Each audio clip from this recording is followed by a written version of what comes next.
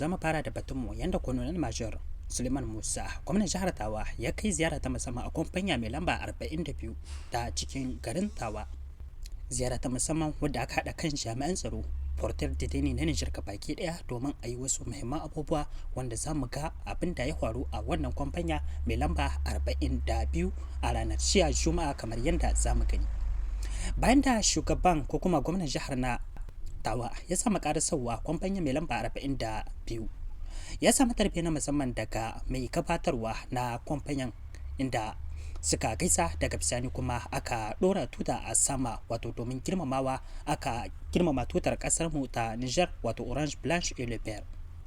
Bayan da aka kammala aza tuta sama, an yi minti daya na shiru da zaman girmama kasa da kuma nuna sharamta da jajircewa ga aikin tsaro na kasa baki daya, wanda cikin kankanin lokaci gwamnan jiha wato Colonel Major Suleiman Musa ya fara jawabi na musamman, inda ya bayyana cewa ya kawo ziyara ne ta musamman wannan kwamfanya ba don komai ba domin ya jinjina ma jami'an tsaro da kuma ya taya su murna shiga sabuwar shekara, da kuma fatan wannan sabuwar shekara ta zamanto shekara mai mahimmanci ga kasar mu, ta zamanto shekara ta wadata, zaman lafiya da kuma kwanciyar hankali ga kasar mu gabaki daya.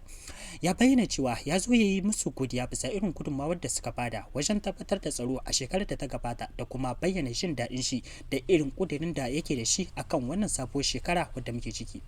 A yanda ya bayani da ya bayyana cewa shekarar da ta gabata ba shakka jami'an tsaro na kasar Niger musamman ma na jihar Tawa sun ba da duka abin da ake bukata wajen ganin cewa an kare kowace irin barazana ta harkokin tsaro da har-hare da wasu abubuwa makamantan wannan a jihar Tawa. Saboda haka babu abin da zai ce musu, sun yi kokari kuma sun cancanci yabo, ya kamata a jinjina musu kuma a yaba da kokarin da suka yi a wannan yanayi. A bangare ɗaya kuma a shirye-shiryen da ake akwai na wannan shekarar ta 2026 da muke ciki, ya bayyana aniyar shi kan cewa wannan shekara da muke ciki akwai manufa da muke da ita. Manufar ita ce ta kasance ya kamata kowa ya sauke nauyin da ya rataye a wuyan shi. Wato manufar da muke da ita a wannan shekara mai mahimmanci ita ce ya kasance ma'aikatan jami'an tsaro baki daya su yi aiki tsakankanin su, ya kasance akwai fahimtar juna, wato ya kasance tsakanin ma'aikata portar deteni na jihar baki daya suna aiki bisa yarjejeniya da kuma fahimtar juna ta yanda za a ringa tuntubar juna akan duk lokacin da wata bukata ta tashi. Wannan shine muhimmin abu wanda idan har za a yi haka to zai kasance abu ya sauƙaƙa ma jami'an tsaro, za a yi aiki yanda ya kamata, za kuma a samu damar murƙushe duk wani mugu ko azzalimi wanda ke kokarin ya kawo fitintunu a cikin kasar mu. Gwamnan jihar Tawar ya bayyana cewa wani ne mai sauki murkushe duk wata barazana ta harkokin tsaro a cikin jiha da kasa baki daya idan har za a ci gaba da aiki yadda aka saba, wato cikin fahimtar juna da nutsuwa ba tare da fuskantar wariya ko kuma wato wari ba tsakanin bangarorin na jami'an tsaro. Colonel Major ya bayyana farin cikin shi da kuma isar da gaisuwar mai girma General Darmi Abdulrahman Chani ga tawagar jami'an tsaro na jihar Tawa. Ya bayyana cewa shugaban kasa mai daraja General Darmi Abdulrahman Chani yana alfahari da hukumomi ko kuma jami'an tsaro na jihar Tawa bisa irin kokari da gudunmawar da suka bayar ga zaman lafiya a cikin jihar Tawa. Daga bisani kuma an yi addu'a ga kasa inda aka yi sauka ta alkur'ani, aka yi karatu, aka yi addu'o'i da neman Allah ya kawo zaman lafiya da ci gaba mai dorewa a cikin kasashen mu na IAS baki daya a wannan ziyara ta Colonel Major Suleiman Musa. A jihar Niamey kuma wata gobara ce ta tashi a kasuwar katako wadda take babban birnin kasar wato Niamey a ranar jiya Juma'a da misalin karfe 6:20. Wutar ta tashi kamar yadda kafar yada labarai ta wayar ta bayyana, sai dai ma'aikatan kwana-kwana sun yi nasarar ciwo karfin wutar cikin gaugawa ba tare da ta yi muguwar barna ba ko kuma ta shafi wasu abubuwa. Duk da cewa dai wutar an yi nasarar kashe ta cikin gaugawa ba tare da ta yi wasu abubuwan da bai dace ba, amma duk da haka ta yi wasu barnannaki kamar yadda aka bayyana. Wasu daga cikin ma'aikatan na kwana-kwana sun yi ma duniya bayani yadda al'amarin ya kasance. An tabbatar da cewa dai akwai abubuwa wanda ake gudanarwa wanda ba daidai ba, kuma an tabbatar da cewa wuta ko kuma kuran ita ce ta yi sanadiyar tashin wannan wuta. Haka zalika kuma ana zargin wasu abubuwan wanda ba a bayyana ba. Daya daga cikin ma'aikatan kwana-kwana ya bayyana cewa wannan shaguna dai suna da haɗe-haɗe wanda bai dace ba, musamman ma irin na kuran, kuma akwai wasu abubuwa wanda ake zargi suna da wato suna da nasaba da tashin wannan wuta. Baya da haka kuma mai girma gwamna ya bayyana farin cikin shi yadda aka yi nasarar kashe wutar, kuma an yi jan kunne ga al'umma akan a kula a san yadda za a ringa tafiyar da abubuwa a cikin shaguna ko kuma yadda za a ringa mu'amalantar wuta, domin dan karamin kuskure kadai yana iya janyo wata babba asara wadda za a dauki tsawon lokaci ba a mayar ba. Wannan jan kunne ne ko kuma gargadi ne, idan wasu kuma sun fahimta za su iya daukar shi a matsayin darasi ko barade, wato a cikin shaguna abubuwan da ba a saba gani a cikin kasar mu ba, amma kuma wato sakaci da yin wasu abubuwa da bai dace ba hakan yana faruwa. Mai girma gwamnan mai General Abdu wato Haruna ya bayyana farin cikin shi bisa yanda ma'aikatan kwana-kwana suka yi nasarar ciwo karfin wutar cikin kankanin lokaci, inda ya bayyana cewa dole wannan abu ya zamanto darasi ga al'umma. Kuma ba shakka ma'aikatan kwana-kwana na kasar mu suna da kwazo, sun ba da gudunmawa cikin kankanin lokaci inda suka yi nasarar ciwo karfin wutar ba tare da ta shafi wasu abubuwa ba. Godiyar Allah a cikin wannan al'amarin abun bai shahire ba, abin da ya tsaya dukiya ko kuma wasu kayayyaki na cikin shaguna, amma duk mai sauki ne. Duk da haka kuma za a yi taka tsantsan, kuma za a tabbatar da an inganta wannan abu, kuma dole ne mutane su yi taka tsantsan, su san yadda za su ringa mu'amalantar wuta ko kuma haɗe-haɗe na wutace a cikin shagunansu ko kuma wurin da suke zamantakewa domin kare abubuwan da zai je ya zo. Hanya mai hammali har Algeria na ji wani magana bai kamata bisa kasanka. In ba Niger ba kai hakimi ina da kai hakimi. Niger ne ka aifu kai wani abu Allah ya baka sa cikin 27 million d'habitants. Ka yi hakimi wani village ko wani groupement, amma kana nan bisa rezo ko ina magana ta ya magana bai kai bai sha. Kusan ban mu wani kasa sai Niger wa, kuma an zo bisa zancen 20 ba haram bane. Ade yayi magana, sarki sun yi magana, sojoji sun yi magana. Kenan an ce duk wanda yana da hali ya bada, ba dole bane ko baka bada wani ya bada, ana sai wani abu da ai maka magani. Kenan mutane a san da yau Niger General Tani ya hoda shi kullum ya ce mu tashi da kanmu, mu tashi da kanmu. Wani bai kama maka tashi bai wa, wani bai baka abinci in kana kwana, kuma in an ce in ka tashi wanda ya tashi da wuri shi ce shi kasuwa, in kana kwana ba ci kasuwa, in dizar da kai ya kare. Kenan muna kira duk mutanen Kinta a tashi a san bisa mai muke, bisa menene muke so, ina muke so mu ta yi. Refondation wannan kamar tahiyan tsarin sabon tahiya ne. An sa mutane duka, sarki ya san zaman shi, sarki shine yana da komi. Ya kamata abin duka da yana shiga cikin al'umma ya kamata sarki ya san da shi. Haka ce tahiya, haka ce sarakuna su ne père de la refondation. Don ka zance wannan da ana yi ba na wasa ne ba. Kenan ku kama musu, kuma sarakuna ku kama musu. Malamai lokacin da aka yi sallah ana jumma ko sallah na asar ko da magharib, sai a yi jawabi a jama'a. Abinda taimako da aka tambaya wannan ai ba haram ne ba. Malamai su ma da kansu sun sani a lokacin Annabi sallallahu alaihi wasallam ya yi shi. Taimako a taimaka, saboda aka ce kowa ya kawo gudunmuwan shi. In baka da kudi, in baka da dukiya, ka tahi da karhinka bisa front. In kana da dukiya, ka ba dukiyanka ta yi front. In kana da lahiya, kana da ilimi, ka ba da ilimi, ya ne ana défendre le territoire du Niger. Lamfo kun gani, kuma lamfo himfanin lamfo insha Allahu ni dai ba ni ce wani abu a lokaci na lamfo duka. In lamfo ya zubda cikin komin na Kintabaradan, insha Allah shekara bai wuce ba ku gani wani alama ba. Zani tahi bisa fond de solidarite wanda aka ce taimako, sarki ya ce kar a ce na dala 20, a ce taimako dai, saboda yana da gaskiya. Yana yi wa waɗansu dala 20 da gare su ne za su yi, ko kun suna da miliyon za su mu 20 dai ne an tambaya. Maganan shi yana da gaskiya, amma an diba ne kaman wanda ba su da karhi wanda bai da karhi ya sa dala 20, in baka da ko dala ma akwai lokaci wanda insha Allah za a kawo taimakonku. Shi na bisa fond de solidarite kashin hudu ne na yi garin Cintabaradan, a fare gari na yi komin irben Cintabaradan kashin hudu shine gusum, arewa, gabas da yamma. Secteur ne, ba groupement ne na yi shi, secteur ne.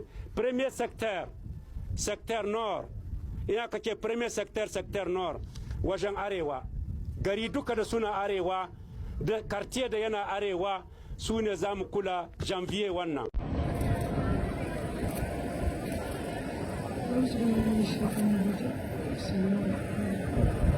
Monsieur le conseiller du ministère de la Culture, monsieur le représentant du gouverneur de la région de Dosso, monsieur le RG, monsieur le préfet de Gaïa, monsieur le président de l'Union d'Indi, mesdames et messieurs les administrateurs des communes de Gaïa, Tanda, Tounou-Gaï, Yélou, Bana et Bengu, messieurs les membres du cadre de concertation d'Indi Ganda, messieurs les responsables des forces de défense et de sécurité, mesdames et messieurs les directeurs régionaux, départementaux et communaux, mesdames et messieurs les membres du comité d'organisation du festival du Dendi, honorables chefs des cantons de Gaïa, de Yélou et de Bana, mesdames et messieurs les membres de l'Union de Dendi, distingués invités, mesdames et messieurs, c'est avec un immense honneur et une profonde émotion que je me tiens aujourd'hui à Gaïa, capitale historique et culturelle du Dendi, pour présider l'ouverture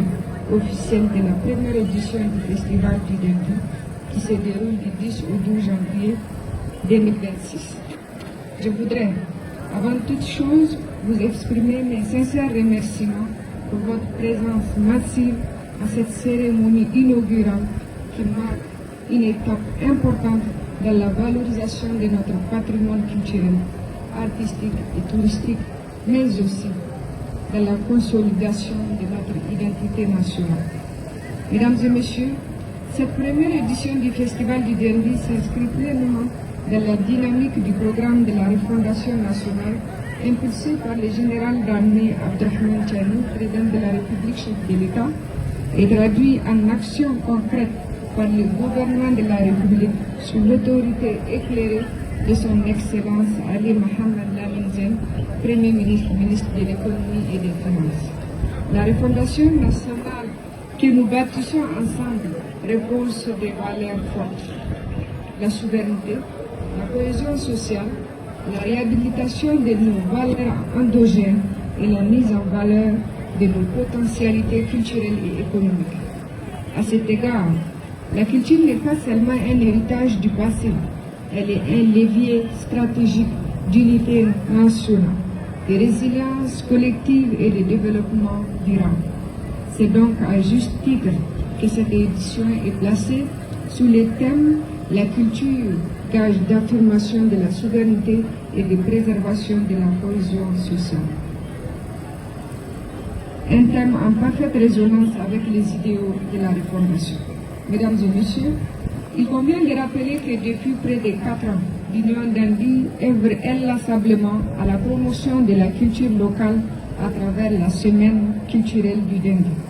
La transformation de cette initiative en festival du Dendi marque une évolution qualitative majeure, traduisant une ambition nouvelle, celle de faire du Dendi une destination culturelle et touristique de référence. Je tiens ici à saluer la qualité du dossier soumis par l'Union d'Indi qui a permis à cet événement de bénéficier au titre de l'année 2025 de l'appui du FONDAC, gage de crédibilité et de professionnalisme, et promesse d'un succès certain pour cette première édition. Mesdames et messieurs, le ministère du Tourisme et de l'Artisanat attache une importance particulière à ce type d'initiative. Conformément aux orientations gouvernementales, il s'est engagé à développer le tourisme intérieur en permettant aux Nigériennes et aux Nigériens de découvrir, connaître et aimer davantage leur pays. Dans cette perspective, les événements culturels tels que le Festival du Dendi constituent de véritables produits d'appel touristique capables de dynamiser les territoires, de stimuler les économies locales de promouvoir l'artisanat et de créer des opportunités pour la jeunesse et les femmes. Les Dundee, par la richesse de son histoire, la diversité de ses expressions culturelles, la créativité de ses artisans et l'hospitalité légendaire de ses populations, offrent un potentiel remarquable que ce festival contribue à révéler et à valoriser.